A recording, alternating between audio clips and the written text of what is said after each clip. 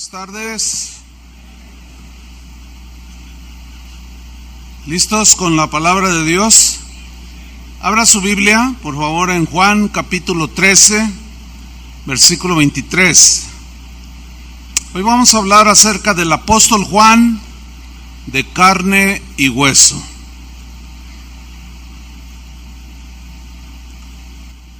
Dice Juan 13, 23.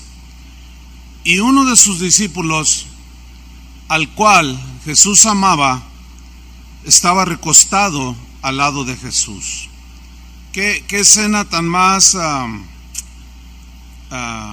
tierna, de intimidad entre el divino Jesús, que tenía un cuerpo humano, y un ser humano, Juan el apóstol de carne y hueso.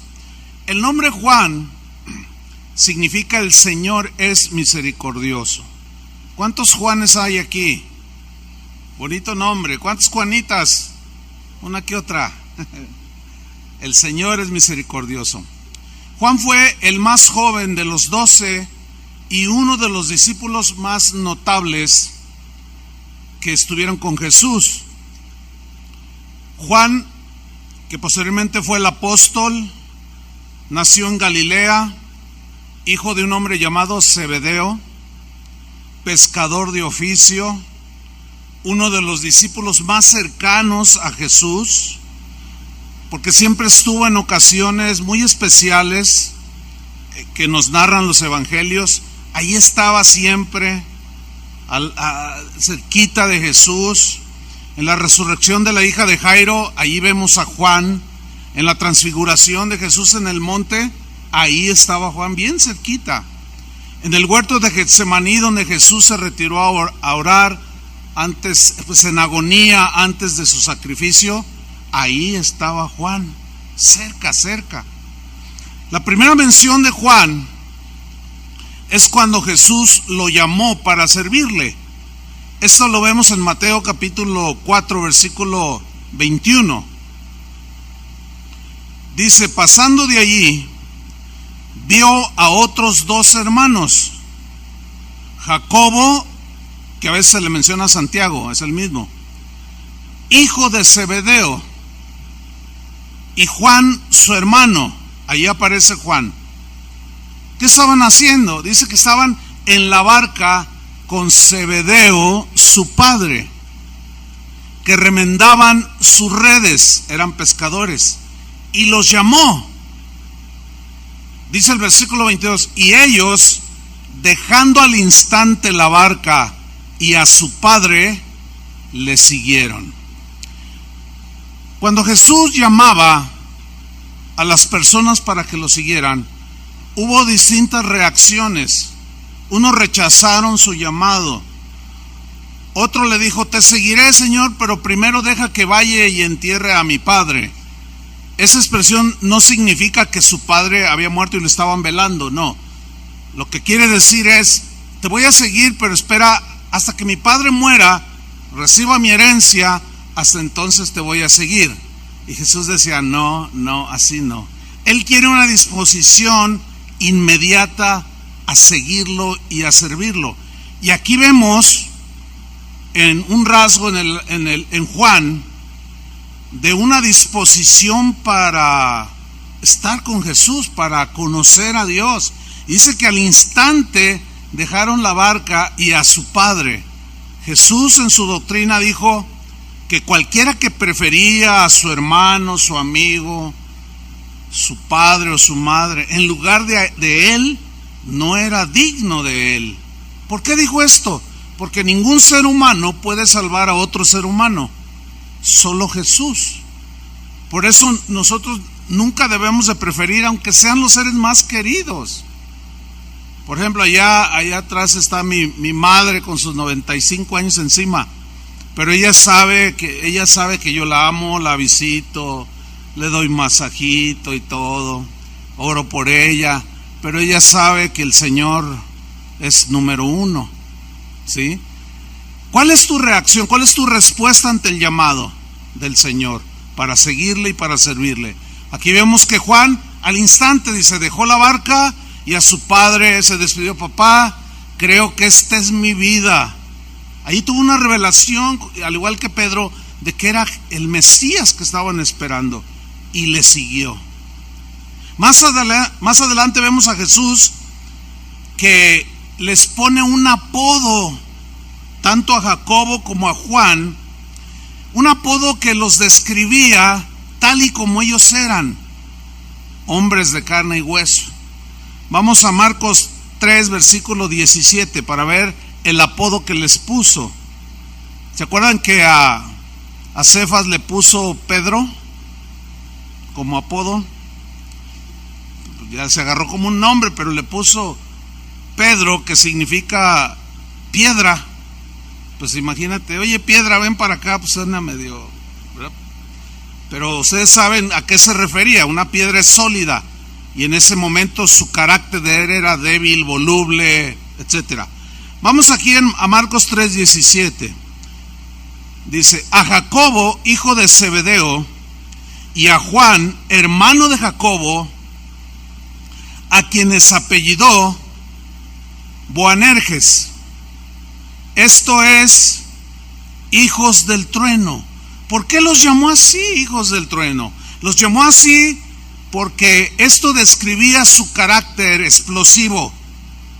Jesús los conocía aún antes de que ellos nacieran.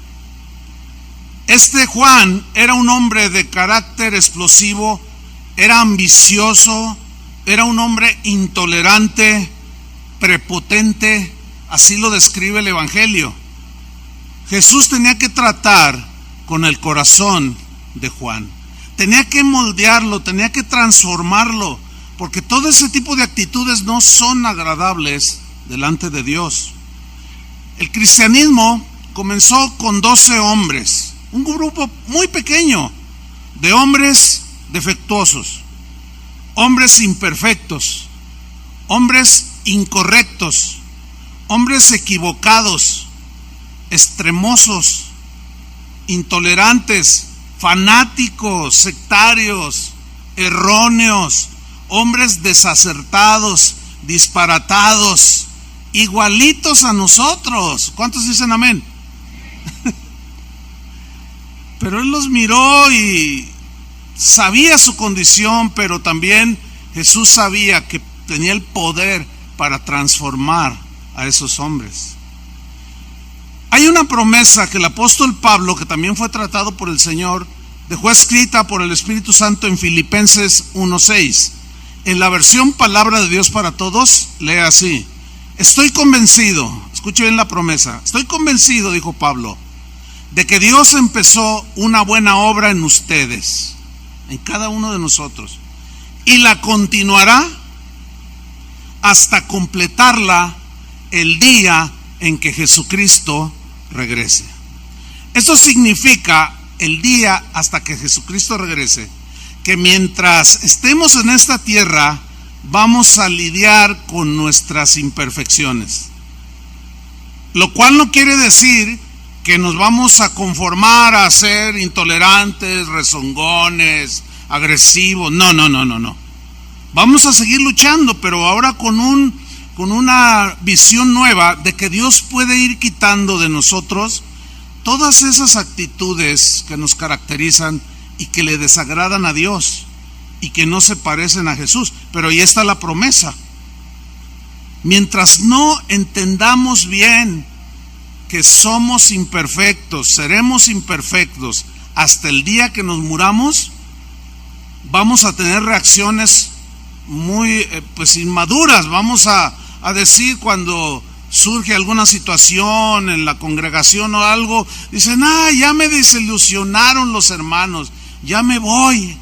¿Y a dónde te vas a ir? Pues al mundo, dicen algunos. ¿Y el mundo no te desilusiona? Pues sí, también, pues también abandónalo.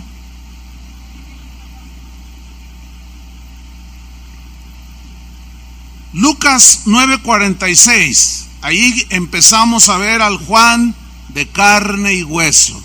Y miren cómo lo describe. Dice, son situaciones que nos reflejan algo de las vidas de estos hombres. Dice Lucas 9:46, entonces Estaba Jesús con sus discípulos.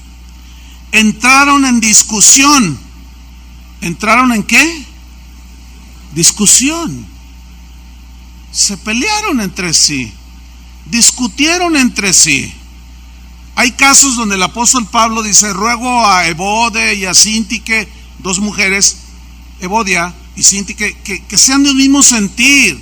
O sea, había una discusión, algo pasó en la iglesia de Roma, y Pablo en su carta que escribió les dijo que estén tranquilas, que ya no discutan entre ellos. El mismo Pablo en una ocasión tuvo una discusión con Bernabé por causa de que no quería llevar a un viaje misionero a Marcos, porque los había dejado en medio del fragor de la persecución, y Pablo no quiso llevarlo y discutió con Bernabé, porque Bernabé quería llevarlo, y dice que hubo una discusión no pequeña. Finalmente llegaron a un arreglo sabio y dijeron: bueno, no más discusión.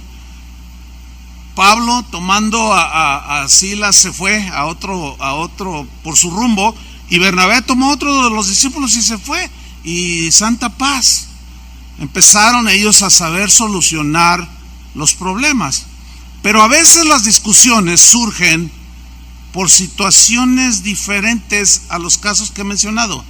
Por ejemplo, ¿cuál era la razón por la cual estaban los discípulos aquí discutiendo? En el mismo versículo nos lo dice.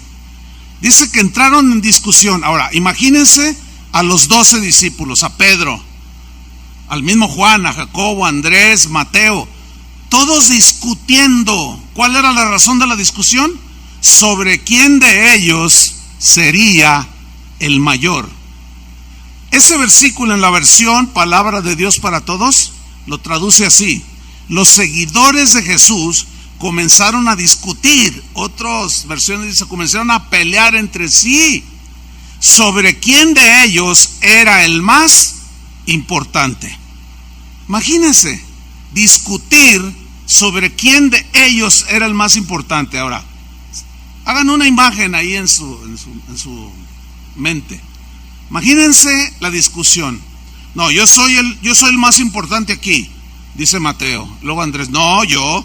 Luego Bernabé: no, ¿y por qué ustedes? Y luego Pedro dice: yo soy el Papa. ¿Se pueden imaginar al Papa discutiendo ahí quién era el más importante?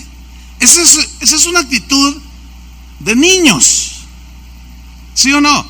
Allí están.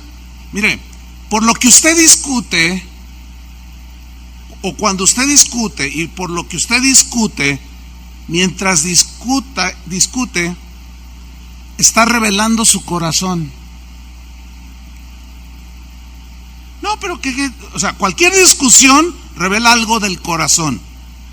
Y aquí está revelando que ellos eran ambiciosos, los 12. Los 12 era gente que anhelaba las primeras sillas, que deseaban ser nombrados, aplaudidos, vistos. Ahora, en el contexto de Lucas 9:46, o sea, los versículos anteriores, o los primeros versículos del capítulo, narra la historia cuando Jesús tomó a Pedro, Jacobo y Juan y se los llevó a un monte donde se transfiguró. ¿Se acuerdan de esa escena? Y en esa visión gloriosa que tuvieron solo 3 de los discípulos, 9 se quedaron abajo, allá a las orillas de aquel monte. Esa visión gloriosa, no solo Jesús se transfiguró como una visión del Jesús glorioso, sino que también junto a él, dice el evangelista, que Pedro, Juan y Jacobo vieron que también estaba Moisés y también estaba Elías. Y Pedro dijo: aquí nos quedamos. ¡Qué visión tan gloriosa!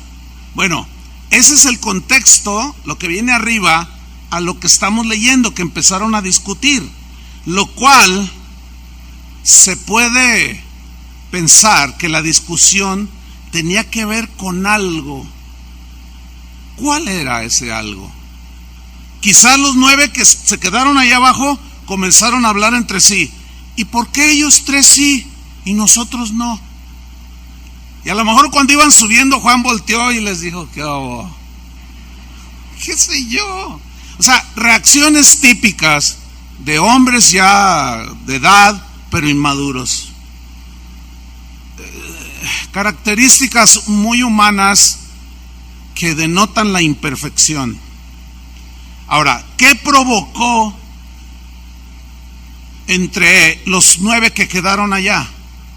Celos, envidia. ¿Y por qué ellos? Mira, cuando tú quieres saludar a alguien, imagínate que viene López Obrador, ya se puede hablar ahora así con claridad. Viene López Obrador aquí a Guadalajara y dice, no, pues yo quiero saludar al pueblo. Y a ti te simpatizó y hasta votaste por él, qué sé yo.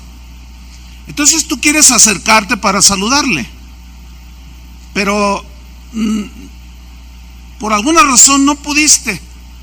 Pero luego él, de entre la multitud que está allí queriendo saludar, le dice a uno, a ver, ese señor que está ahí, déjenlo pasar, ven. Y lo abraza, le estrecha la mano, y tú dices, ¿y por qué él? Otros dicen, ay, me da envidia de la buena, estrechar la mano del presidente. O sea, siempre hay reacciones. Jesús aquí es el personaje importante y solo llama a 3. ¿Por qué nomás a 3? Si él no hace acepción de personas. Ciertamente no, la salvación es para todos, pero el trato con todos es diferente. Además, él es soberano y él sabe a quién le da esto, a quién no le da aquello, a quién le da esto y a aquel no le da otra cosa. Él es soberano, no olviden eso. Ok, sintieron celos. Una vez me buscó un pastor, me dijo, oye, quiero hablar contigo, pero cuando me lo dijo, me habló muy golpeado. Y dije, ay Dios, ¿qué pasó? Se oyó molesto el pastor. Y empezamos a platicar, nos vimos por ahí en un lugar y platicamos. Cuando me empieza a hablar muy fuerte, me empieza a hablar golpeado, me empieza a ofender, literalmente, me dijo cosas ofensivas. Entonces yo le dije, oye pastor, discúlpame, ¿por qué me hablas así? ¿Acaso te hice algo y ni cuenta me di? Yo no recuerdo haberte ofendido, haber hecho algo. ¿Por qué me hablas así? Y me dice, no, es que antes de que tú fueras pastor, yo ya era. Le digo, ¿y eso qué? Dice, es que yo no entiendo por qué tú tienes una iglesia más grande que la mía. Le digo, bueno, es que pues eso no es de uno, porque la Biblia dice, yo sembré, Apolo regó, pero el crecimiento, ¿quién lo da? El Señor. Yo le digo, oye, pero ¿de qué se trata esto? Dice, bueno, mira, te voy a decir la verdad, te tengo envidia, me dijo. Porque tú llegaste después, yo era antes. Yo fui un pionero aquí en la ciudad, quién sabe cuánta cosa me dijo. Y tu iglesia es más grande que la mía. Y eso me dan celos y envidia. Y yo le dije, oye, pero tú eres un pastor. Yo también soy un pastor. Cualquiera de nosotros puede estar sujeto a una situación así. A veces sentimos celos y envidia de la bendición que Dios le da a un hermano. Eso, mis queridos hermanos, no es correcto. ¿Verdad que no? Y aquí están discutiendo sobre quién era el más importante. Versículo 47. Jesús, que no les deja pasar nada, Jesús percibiendo los pensamientos de sus corazones. Percibir es conocer, saber, darse cuenta de lo que había en sus corazones. ¿Cuántos sabían de ustedes que Jesús conoce lo que hay en nuestro corazón? ¿Sí sabían eso, no? Él sabe lo que pensamos, sabe las motivaciones de nuestros corazones, Él sabe todo. Y Él percibió esto. Y miren cómo reaccionó. Los oía que estaban peleando ahí como niños. Percibió y llamó a un niño y le dijo, ven para acá. y lo puso junto a sí, dice ahí en el Evangelio. 48. Y les dijo a los discípulos: cualquiera que reciba a este niño en mi nombre, a mí me recibe. Y cualquiera que me recibe a mí, recibe al que me envió, o sea, al Padre. Porque el que es más pequeño entre todos vosotros, ese es el más grande. ¿Qué quiso decirles con esto que hizo Jesús? Lo que les quiso decir es: necesitan tener un corazón de niño, sencillo, humilde, y no estarse peleando como niños. Quieren ser el más grande y discuten, son hombres ya de edad, son adultos y están discutiendo de cosas de niños. Pero un niño lo acercó a él, les está dando un mensaje: yo acerco a mí a los que tienen corazón como el de un niño. ¿Cómo es el corazón de un niño? Es sencillo, es humilde. Así son los niños, tiernos. No sé cuántos de ustedes hayan entrado alguna ocasión allá al auditorio menor cuando llevas a tus niños y está la alabanza con ellos. Inicia a la misma hora que en este auditorio, allá inician también ellos. Yo no puedo estar, pero a veces veo videos y es una bendición ver a los niños. Está dirigiendo el joven que esté allí o la persona y les dice: niños, vamos a alabar a Dios, y todos: sí, pero así con una sencillez, tan tiernos. Y luego: levanten sus manos, y levantan sus manos y empiezan. Y luego todo lo que les dicen que hagan, los niñitos lo hacen. Y aquí el que está dirigiendo dice: levanten las manos, hermanos, vamos a alabar al Señor. Ay, ¿cómo las va a levantar con el problemón que traigo? Y luego: México eliminado del mundial. No, qué ganas van a dar. No me dan ganas y somos distintos. Algo pasó ya en el corazón que tiene que ser tratado con el Señor. Les llama la atención, les da una lección, no les pasa ni una sola. La discusión no terminó, hermanos. Siguió en el versículo 49. Dice: entonces, fíjese, es la lección del niño, inmediato. Entonces, respondiendo, ¿quién? Juan. Miren, nada que ver con la reprensión, con la enseñanza de Jesús. Pero de pronto, respondiendo Juan, le dijo: maestro. Y captó su atención. Maestro, le dice: hemos visto a uno que echaba fuera demonios en tu nombre y se lo prohibimos porque no sigue con nosotros. Oh, mira, qué celo, ¿no? Aquí lo único que está haciendo Juan es revelar lo que hay en su corazón. ¿Qué rasgos ustedes perciben en esta acción de Juan? Yo veo, por ejemplo, intolerancia, ¿sí? Veo orgullo. ¿Qué más ven? Prepotencia, un sentido de superioridad, de importancia. Yo ando con el maestro. Se entiende que, por lo que él está narrando, que de pronto se encontró uno que estaba predicando, se manifestó un demonio, qué sé yo, y aquel hombre expulsa al demonio y le dice: oye, ¿y tú quién eres? No, pues yo soy un cristiano, yo creo en Jesús. Pues te prohíbo, porque no andas con nosotros. Qué actitud tan intolerante. Es como lo que sucede en nuestros tiempos. Cuando un cristiano, en lugar de predicar a Cristo, dice cosas como: no, mi iglesia es la mejor. ¿Mi iglesia es la qué? ¿Habrá alguna iglesia mejor que otra? No. ¿Por qué? Porque somos del cuerpo de Cristo, ¿sí o no? A ver, con esto te hago reflexionar. ¿Qué parte de tu cuerpo es mejor? A ver, ¿alguien me puede decir qué parte de tu cuerpo es mejor? Le hacen.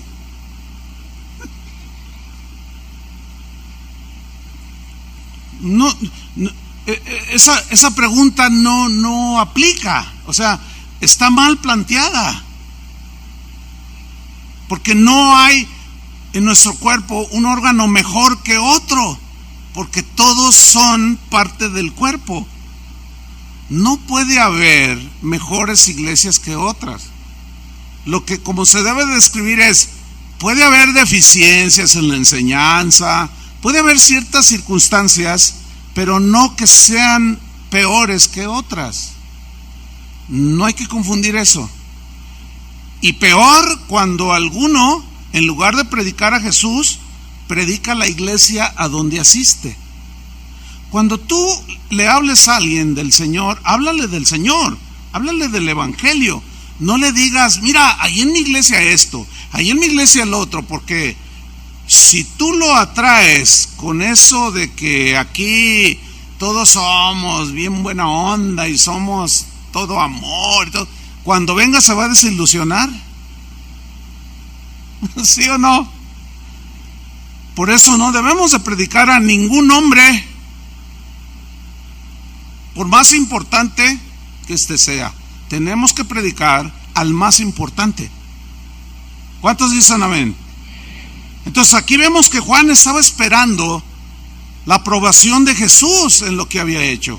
Como que esperaba que quizá Jesús le dijera, oh, qué bien, este es de los que yo quiero. Así, que defiendan la causa.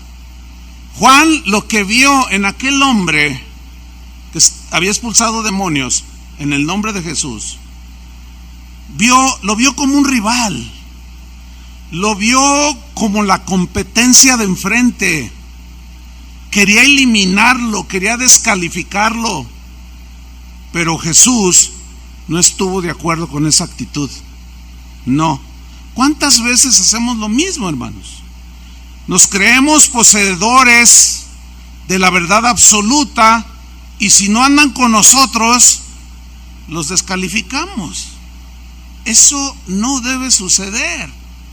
Eso es de gente que, ok, quizás está una información, pero si seguimos con actitudes así al paso de los años, es porque no nos hemos dejado tratar por el Señor que cambie nuestros corazones.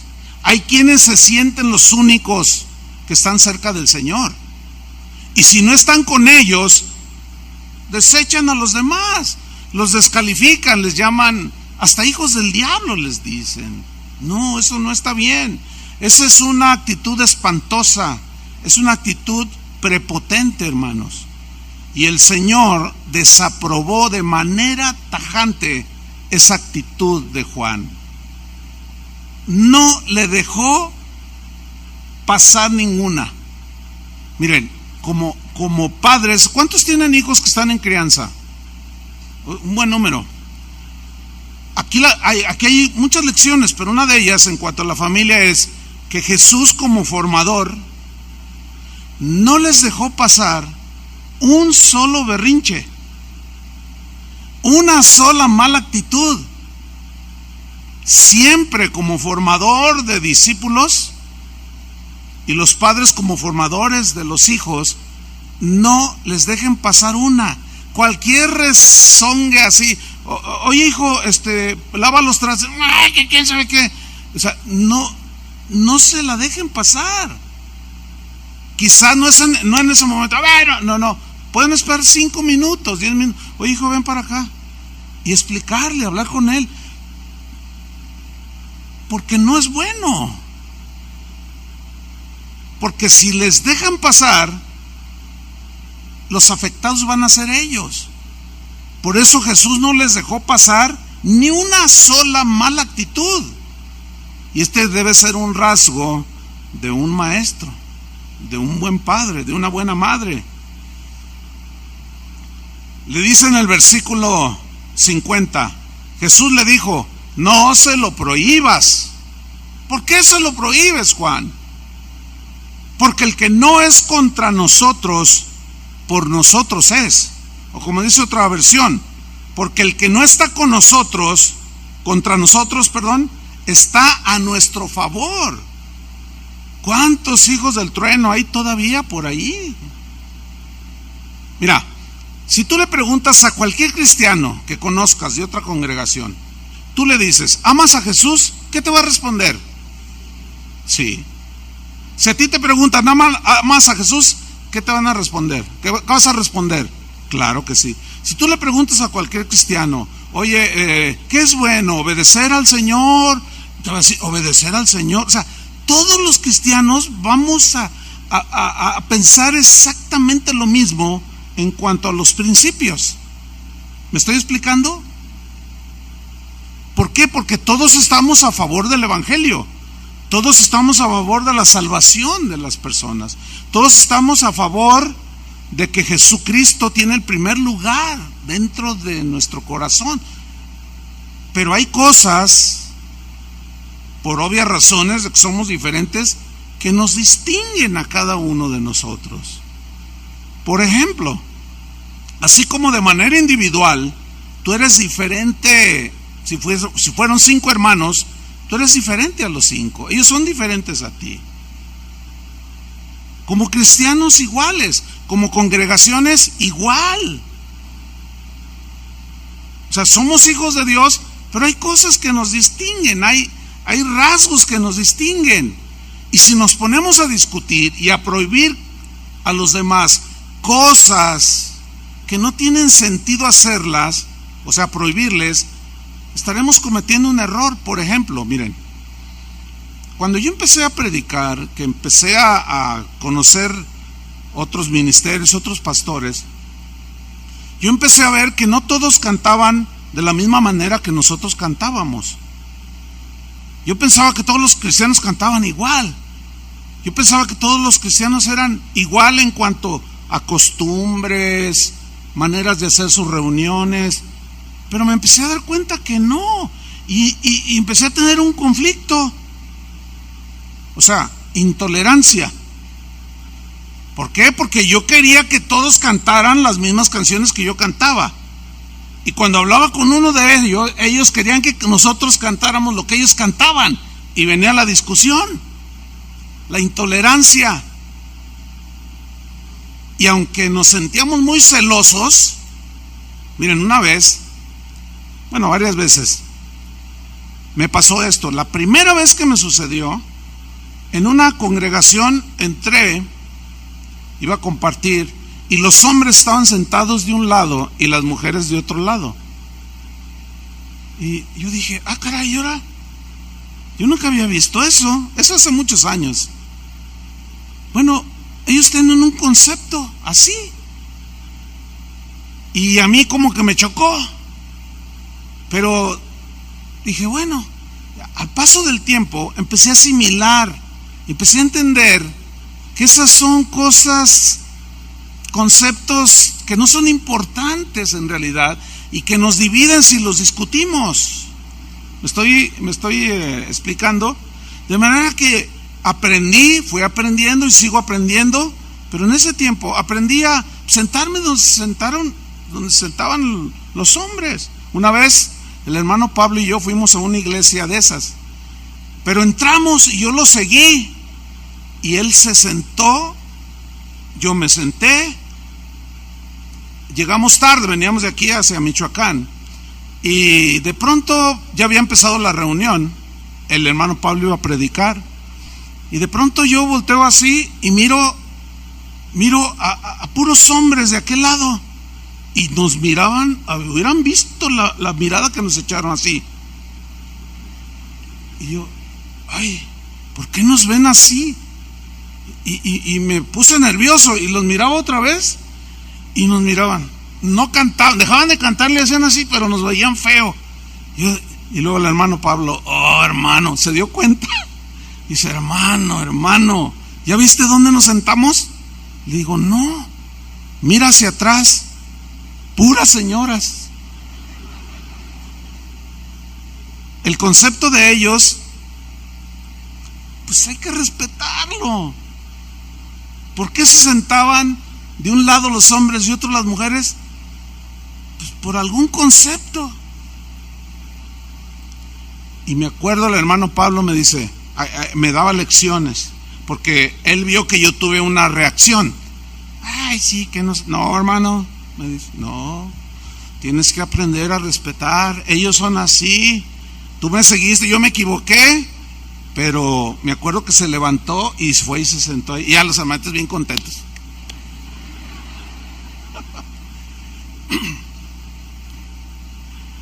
Estuve en iglesias donde las mujeres usaban velo. Una vez le dije a mi esposa, le dije, oye, ¿tienes tu velito por allí? Porque vamos a ir a una congregación. Pues ahí agarro un velo, o sea, para no ofenderlos.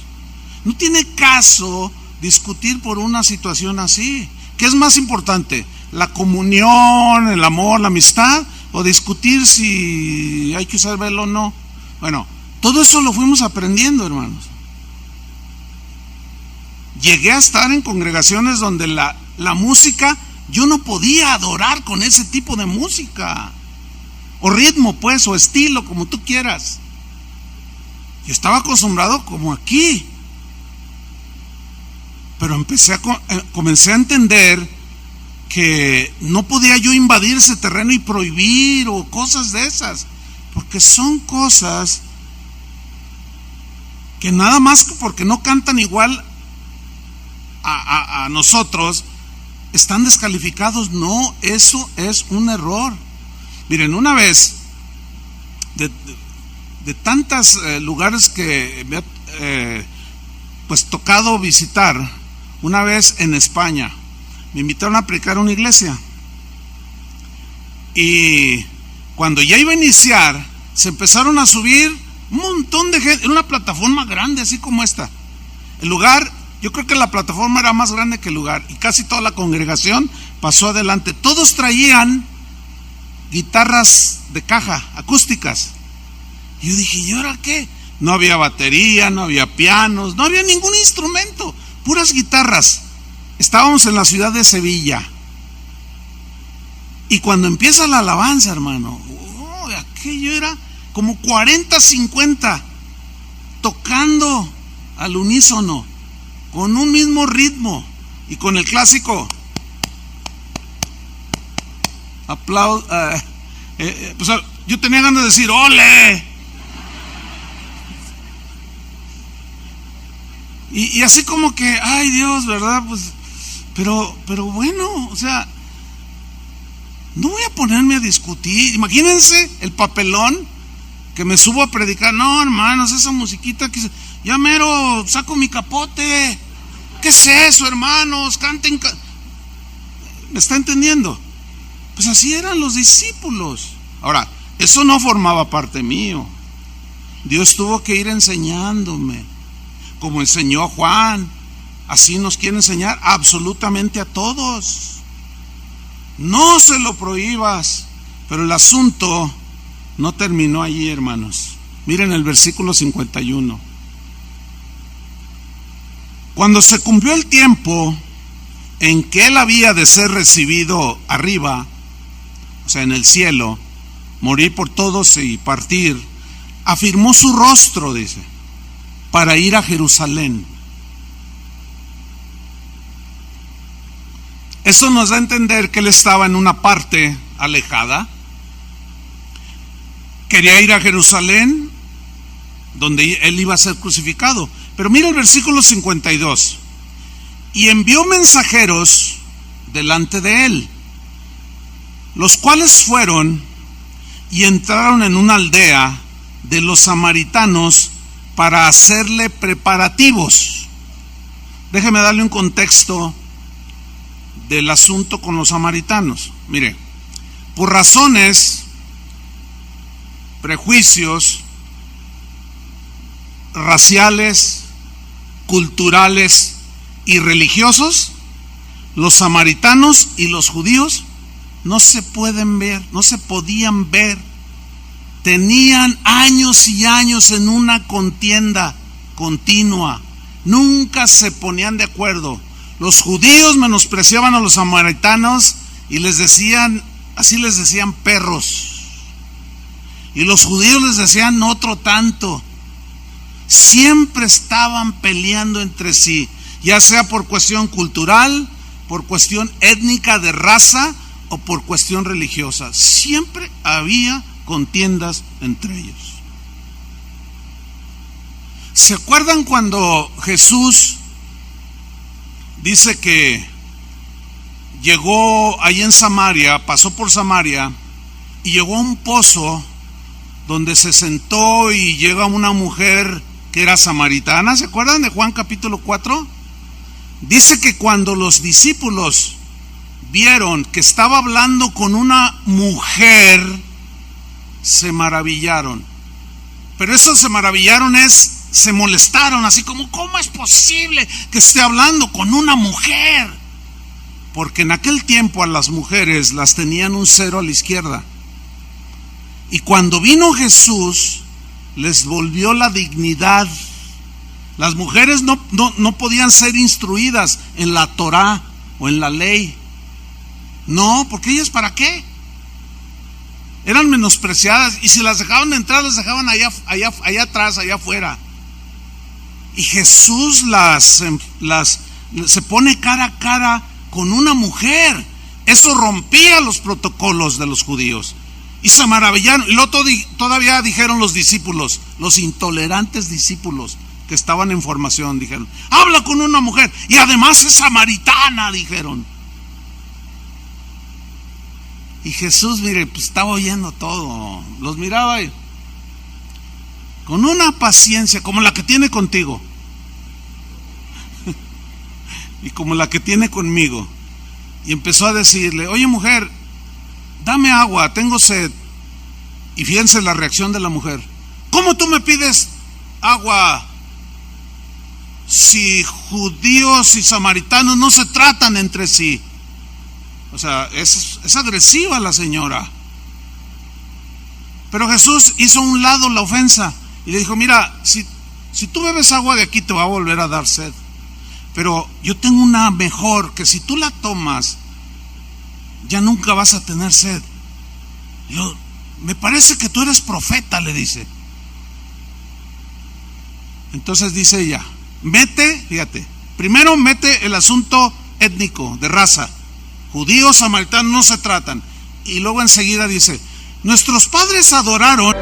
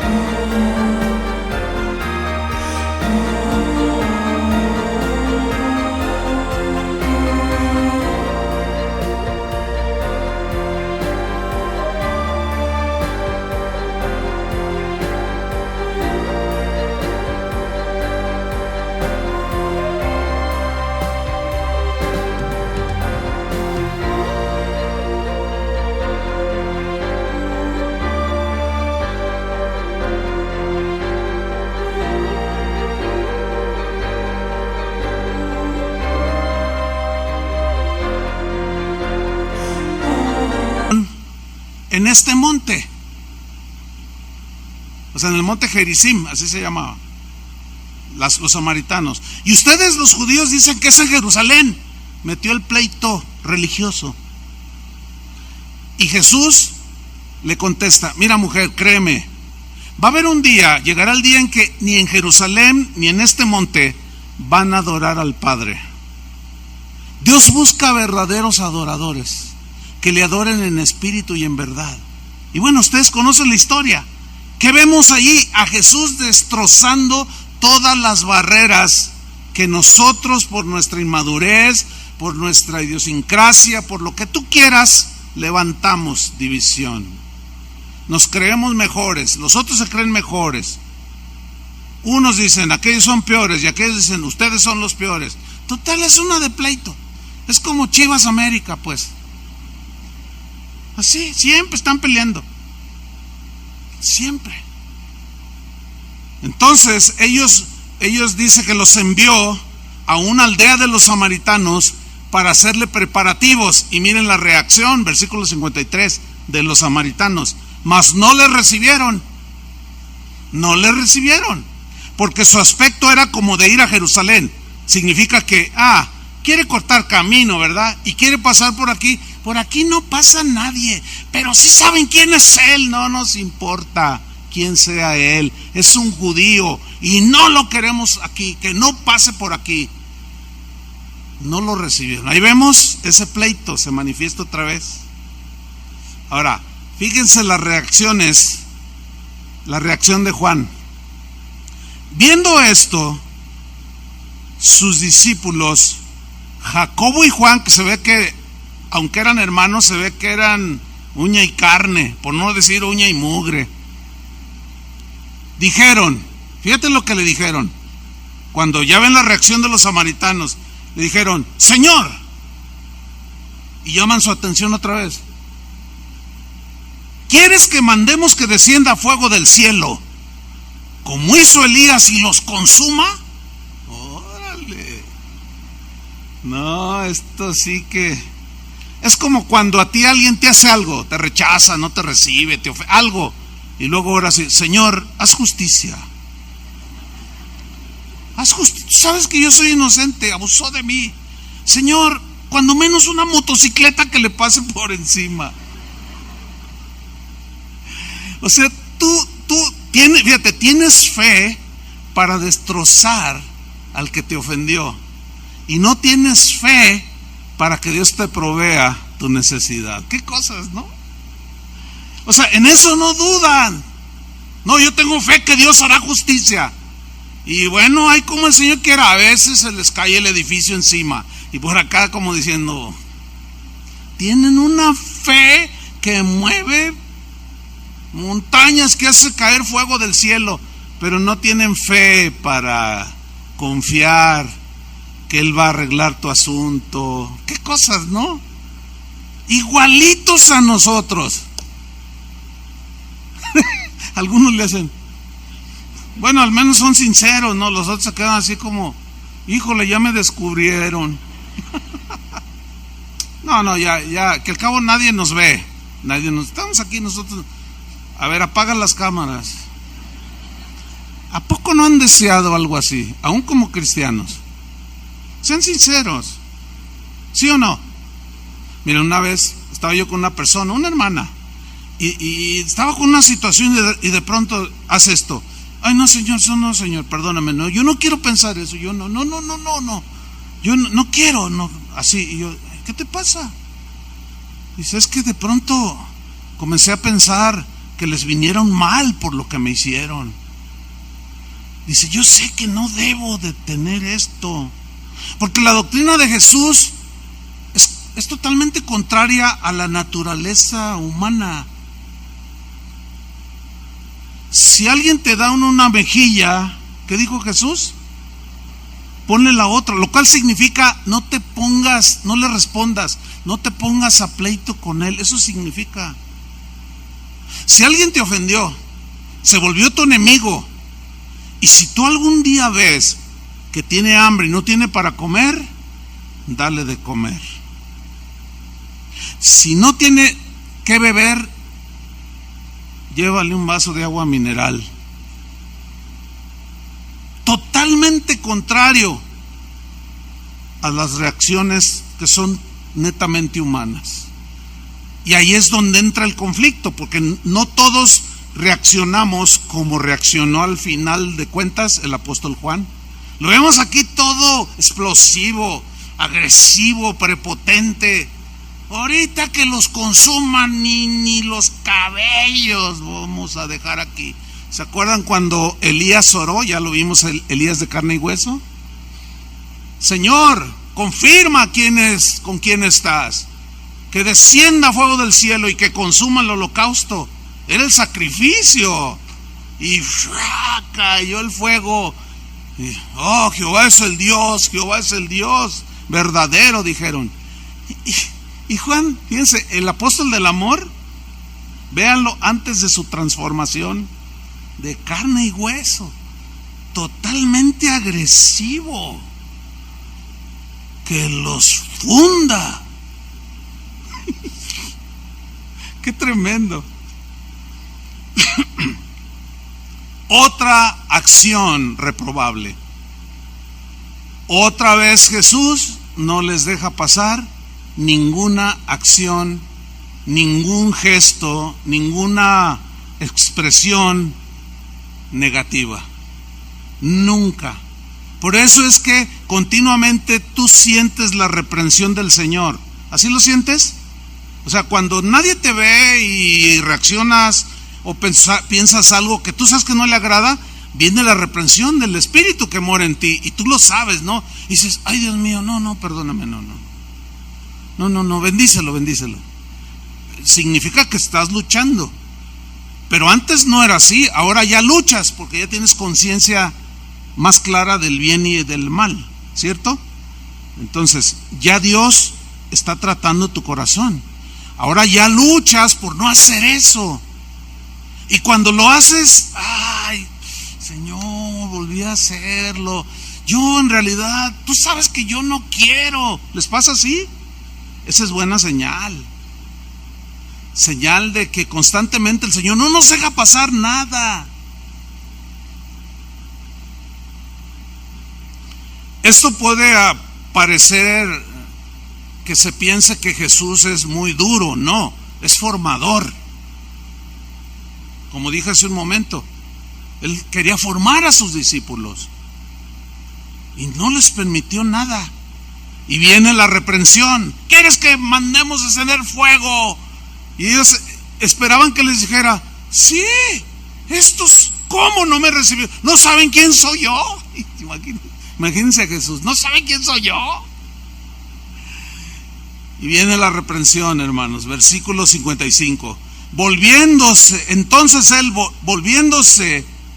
él, o sea, significa que iban caminando, ellos venían atrás, oyó lo que le venían diciendo y voltea y dice, los reprendió, les puso una regañiza, para que usted me entienda, les llamó la atención, los reprobó y les dijo, vosotros no sabéis de qué espíritu sois. Esa no es la actitud correcta que ustedes deben de tener. Y les dice en el versículo 56, porque el Hijo del Hombre no ha venido para perder las almas de los hombres, sino para salvarlas. Y se fueron a otra aldea, o sea, no pasaron por ahí, evitando que lo más posible la contienda.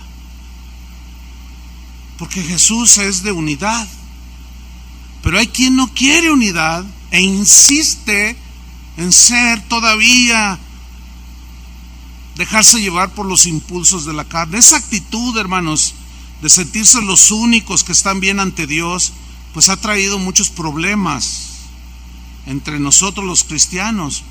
Un pastor escocés se enteró de que había en una de sus congregaciones, de que había problemas entre los hermanos.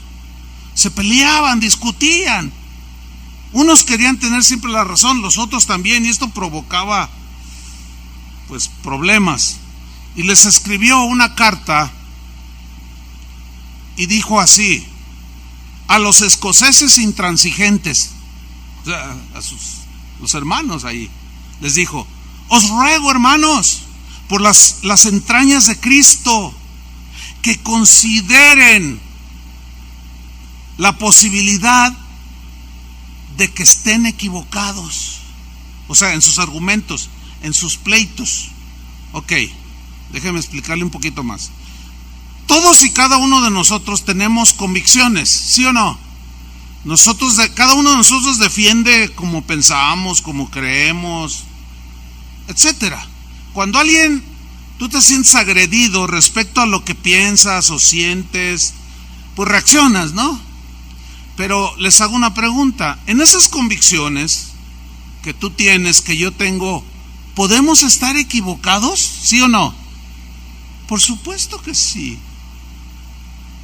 Por eso les dijo este pastor: os ruego por las entrañas de Cristo que consideréis la posibilidad, cada bando, de que puedan estar equivocados.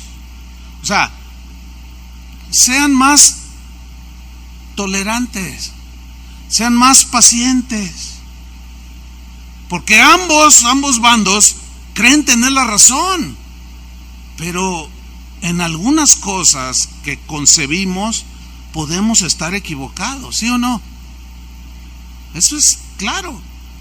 Pero la soberbia, el orgullo, no permite esa actitud. Y si alguno de nosotros la tiene, vendrá el Señor y tratará ese asunto. Toda inclinación de querer ser el importante, de querer ser el mayor, de querer, así como los discípulos eran, el Señor no nos va a pasar absolutamente nada. ¿Cuántos de ustedes dicen yo lo recibo? Es que no es la única manera, hermanos, que podemos ser transformados. Nadie tiene un contrato firmado de exclusividad con Dios, como para decir que tenemos la exclusividad con Dios. No, tenemos que entender que hay muchos cristianos que somos hijos de Dios, que pensamos en las verdades fundamentales, pensamos igual. Eso es milagroso. Todos los cristianos creemos que Jesús es el Hijo de Dios, ¿verdad que sí? A cualquier cristiano que le preguntes, todos los cristianos creemos que Él nació de manera milagrosa por obra del Espíritu Santo en el vientre de María. Eso es maravilloso. O sea, todos los cristianos en las doctrinas fundamentales coincidimos, pero va a haber otras en las que no. Esas son secundarias. Miren, hay cristianos que aseguran así tajante, y lo creen y lo defienden a muerte, de que tener instrumentos como los que nosotros tenemos son del diablo. Y discuten y pelean, pues un piano con esos, Luis Miguel lo usa, es del diablo, es del mundo, la batería es del diablo. Entonces tú los verás con una guitarra. Las guitarras no son del diablo, se entiende, ¿no? Porque ellos la pueden tocar. Bueno, si ellos descalifican así, nosotros no debemos descalificarlos a ellos. ¿Entiende? Nada más por los instrumentos. Se me hace tan infantil. Pero hace años atrás, no lo pensaba así. Yo pensaba que debía de haber todo esto. Pero a base de las reprensiones del Señor, por la intolerancia del corazón, por creer lo que creía y lo defendía a ultranza, hasta que el Señor venía y quebrantaba y trataba como trató con Juan. Yo no recuerdo que el Señor me haya pasado una sola, y hasta la fecha, hasta la fecha siento su reprensión, siento el redarguir por su espíritu, porque sin duda en esas cuestiones que yo tengo convicción, puedo estar equivocado. No hablo de doctrinas fundamentales, o de cosas que tengan que ver con la salvación. Hablo de cosas sin importancia.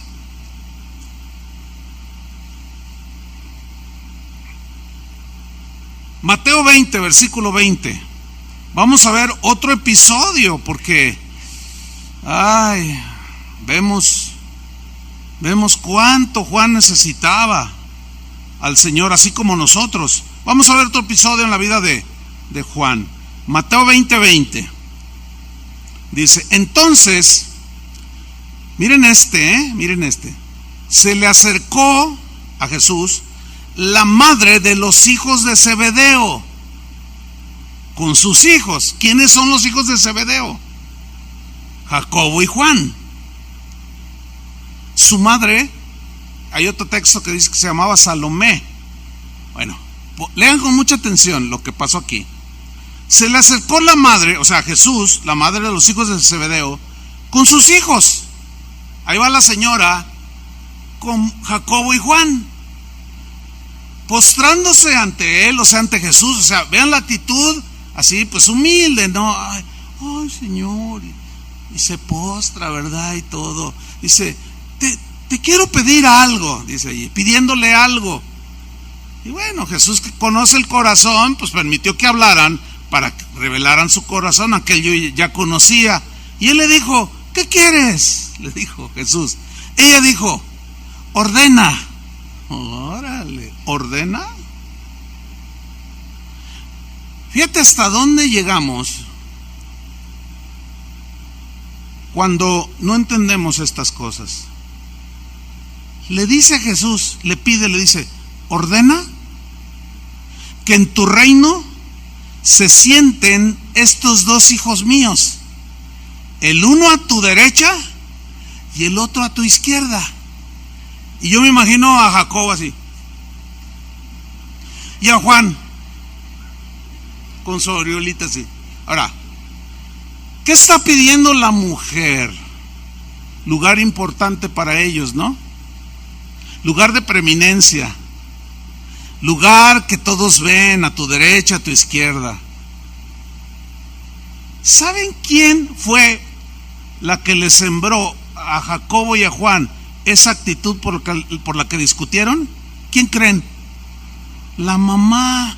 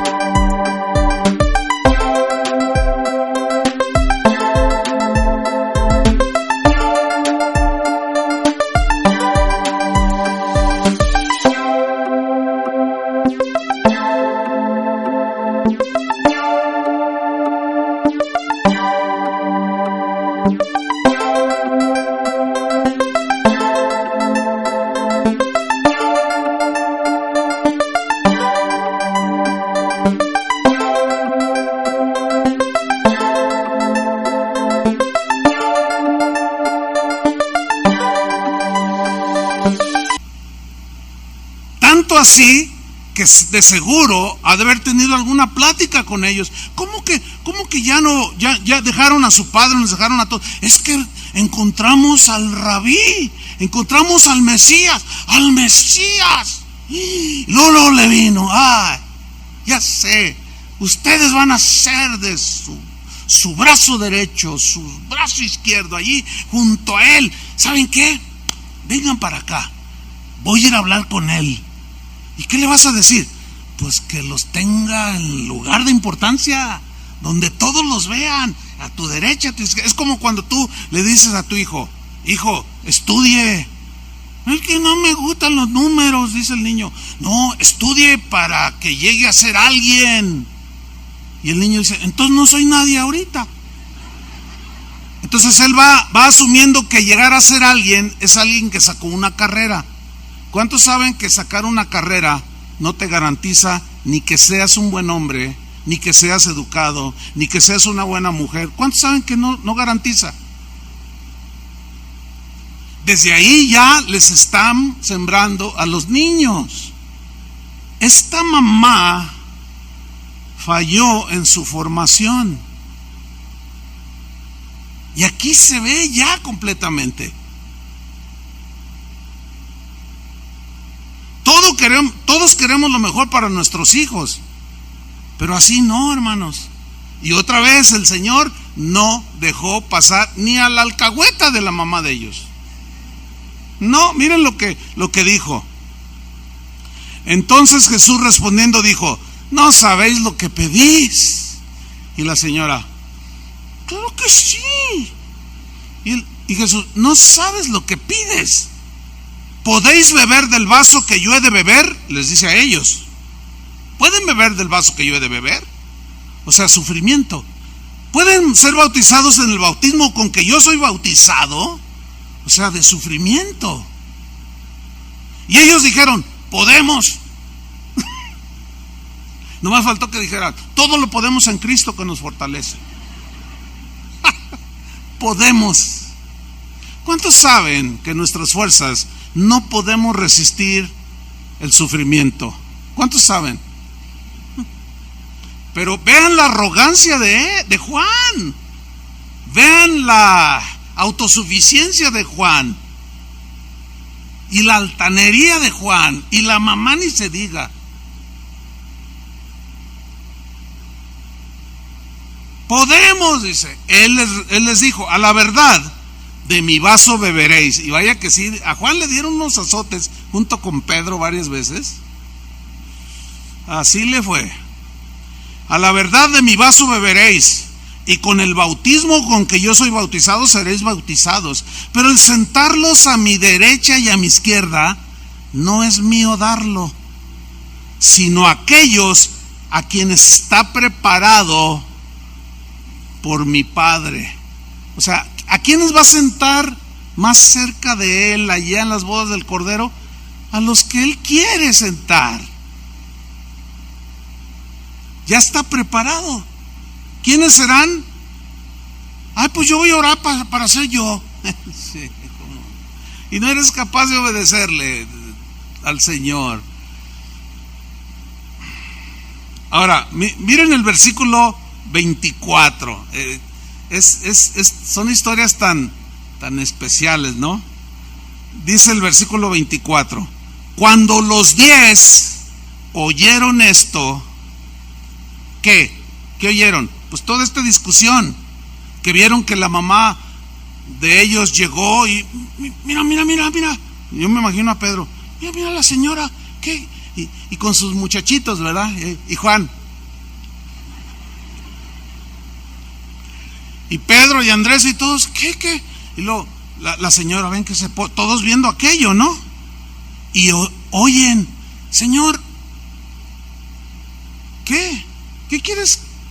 Tengo una petición, dime, que se sienten a tu derecha, mi hijo Juan, Jacobo, aquí.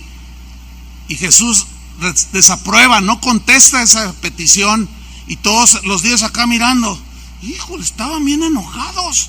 Dice, cuando lo oyeron los 10, se enojaron contra los 2 hermanos. ¿Se pueden imaginar a Pedro así?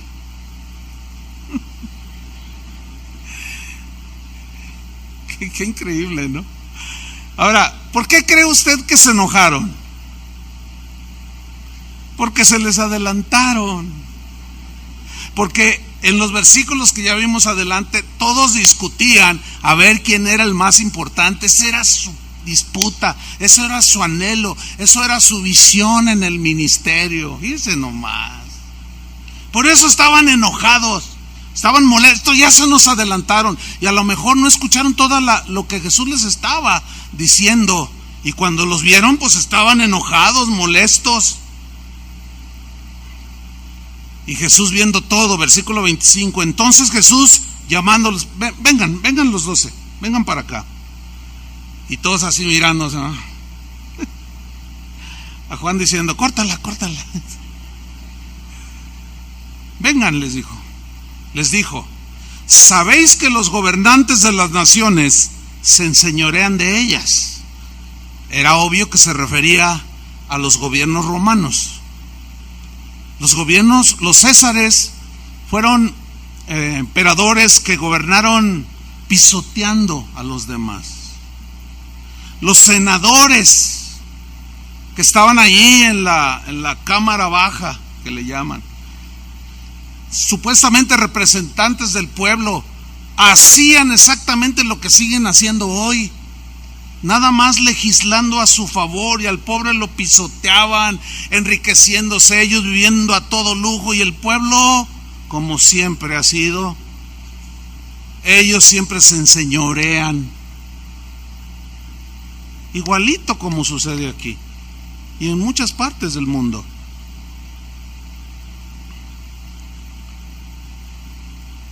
Sabéis que los gobernantes de las naciones se enseñorean de ellas. ¿Usted han oído esa expresión de que al pueblo pan y circo?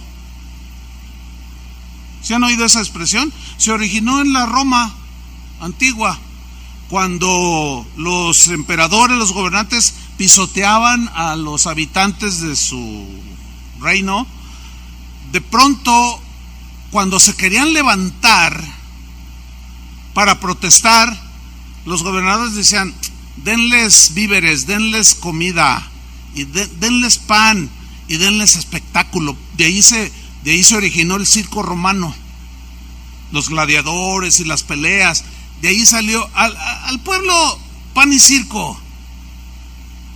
Cuando aquí, por ejemplo en México, sucede eso, dicen: ay, regálenles despensas y hagan un concierto con Luis Miguel y la Sonora Dinamita, y al pueblo pan y circo, y los tienen contentos. Luego los se callan y todos bien contentos. Y Jesús dice: ustedes saben que los gobernadores de las naciones se enseñorean de ellas. Siga con atención. Y los que son grandes ejercen sobre ellos potestad. Aquí ejercer potestad significa son autoritarios, abusan del pueblo. Dice el versículo 26: mas entre vosotros no será así. Ustedes van a ser 12 apóstoles. Yo quiero que ustedes se formen bien. Ustedes van a ministrar a las almas que yo voy a salvar. Ustedes no pueden gobernar de esa manera a mi pueblo, pisoteándolos, abusando de ellos. Ustedes no. Y los corrigió. De tanta hambre de poder que tenían, entre ellos ya tenían conflicto. No será así entre vosotros, sino que el que quiera hacerse grande entre vosotros será vuestro servidor, y el que quiera ser el primero entre vosotros será vuestro siervo. Como el Hijo del Hombre no vino para ser servido, sino para servir y dar su vida en rescate por muchos. Qué lecciones, ¿no? ¿Se imaginan a la mamá de Juan? Toda avergonzada la señora, y los mismos apóstoles también, así como... Qué tremendo, hermanos. Pero al final de sus días, Juan, en su caminar con el Señor, tuvo muchas lecciones, muchas reprensiones. Una vez él cometió un pecado, ya siendo ya un hombre anciano, había superado muchas cosas de su imperfección humana, pero seguía siendo imperfecto. De tal manera que en un momento de revelación, ahí en Apocalipsis, un ángel le revela cosas, y el ángel era tan hermoso, tan impactante, que dice Apocalipsis 19:10: me postré a sus pies para adorarle, y el ángel me dijo: mira, no lo hagas, yo soy consiervo tuyo y de tus hermanos que retienen el testimonio de Jesús. Adora a Dios. ¿Saben en qué estaba cayendo ahí el apóstol Juan? En idolatría. Qué débiles somos, hermanos. Y luego volvió a caer en el mismo pecado en Apocalipsis 28:8 y 9. Vuelve a tener una visión, él se vuelve a postrar delante de los pies del ángel para adorarlo. Y en el 22:9 dice: él me dijo: mira, no lo hagas, yo soy consiervo tuyo de tus hermanos los profetas y de los que guardan las palabras de este libro. Adora a Dios. Por eso es que en su primera carta, capítulo 5, versículo 21, dio él esta instrucción: hijitos, guardaos de los ídolos, o sea, de la idolatría. Por eso es que de manera reiterada, pues yo como pastor continuamente tengo que estar pues mencionándolo, porque estamos, ¿dónde rebasamos el límite? ¿Verdad? Y constantemente yo repito, hermanos, A los pastores respeto, como dice la Biblia, pero no más, no más. Algunos hasta han dicho: ay, pastor, a usted continuamente menciona esto. Le digo: es que yo sé lo que estoy haciendo, evitando que precisamente se vayan. Está la línea tan delgadita para que caigan en la idolatría. Ay, pastor, ¿qué hubiera hecho sin usted? Ay.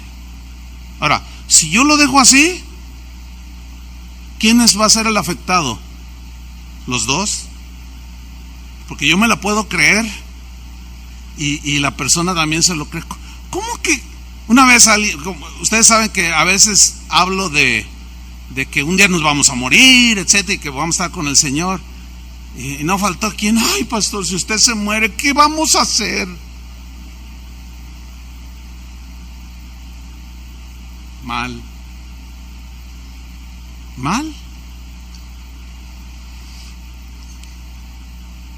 No podemos permitir nada de eso y seguir la instrucción de Juan: hijitos, guárdense de la idolatría. Amén, hermanos. Pero termino mencionando el último versículo, un par de ellos, pero el texto con el que iniciamos, Juan 13:23. Y uno de sus discípulos, al cual Jesús amaba, o sea, él mismo estaba recostado al lado de Jesús. Otro texto de Juan también dice que se recostó en el pecho de Jesús. La pintura de Da Vinci, se ve allí a Jesús recostado en el pecho de Jesús. ¿Sí lo han visto? Ahí está, ¿verdad? Bien. ¿Por qué Jesús amaba a Juan? ¿Por qué en esa escena de la última cena estaba tan cerca ese Juan? ¿Saben por qué estaba tan cerca? Porque permitió que el amor y el trato de Dios cambiaran su corazón. Juan estaba al tanto de su imperfección, pero aceptó el trato del Señor. Tanto que llegó a recostarse en el pecho del mismo Jesús, cerca de su corazón. Todos aquellos que aceptan el trato de Dios, el cambio que Él hace, porque Dios al que ama, ¿qué? Disciplina. Todos aquellos que aceptan que somos imperfectos, que necesitamos corrección, son aquellos que el Señor atrae hacia Él bien cerquitita de su corazón. Porque al soberbio Dios lo resiste, y el soberbio es el que no acepta el trato de Dios. Después de ser un hijo del trueno, después de que la Biblia nos describe a ese Juan de carne y hueso, también nos describe el Juan transformado. Él escribió algunos de los textos más hermosos de la Biblia. Leemos unos cuantos. Primera de Juan 2:9. Lo voy a leer de esta manera, aplicándolo a la vida de Juan. Sígame con atención. 1 Juan 2:9. El que dice que está en la luz, así como yo decía que estaba en la luz, decía Juan, y aborrece a su hermano, como a mí me pasó, como diciéndolos: léanlo. Yo me peleaba con todos y los llegué a odiar, los llegué a aborrecer. Está todavía en tinieblas, como diciendo: yo pensé que estaba bien, prohibiendo, haciendo aquello, discutiendo, pero seguía en tinieblas. Versículo 10. El que ama a su hermano, como ahora yo lo puedo hacer, decía Juan, permanece en la luz, y en él no hay tropiezo. Pero el que aborrece a su hermano, como yo lo hice, está en tinieblas, y anda en tinieblas y no sabe a dónde va, así como yo. ¿Cuántos errores, Dios mío? Porque las tinieblas le han cegado los ojos. Capítulo 4, 1 Juan 4:7. Amados, amémonos unos a otros, porque el amor es de Dios, y todo aquel que ama es nacido de Dios. Yo ya nací de Dios, he nacido de Dios. y conoce a Dios. Ahora yo conozco a Dios. El que no ama no ha conocido a Dios, porque Dios es amor. 4:20. Si alguno dice yo amo a Dios, así como yo decía, y aborrece a su hermano, es mentiroso. Pues el que no ama a su hermano, a quien ha visto, ¿cómo puede amar a Dios a quien no ha visto?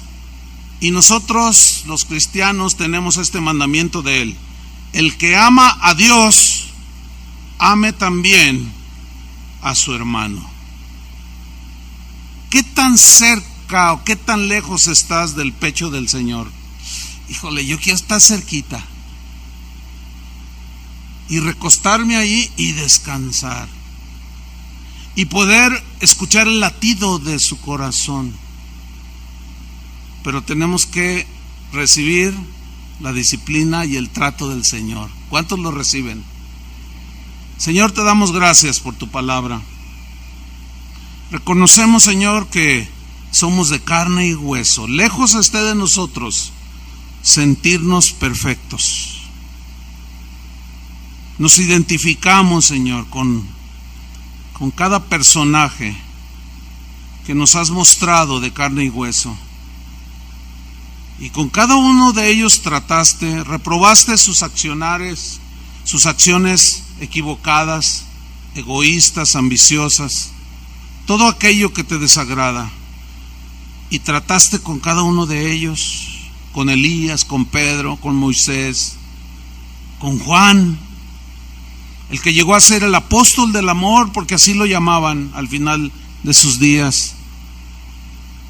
Primero fue hijo del trueno, y la gloria es para ti, Señor, porque tú fuiste el que lo transformaste, y la gloria será para ti porque nos vas a seguir transformando, Señor.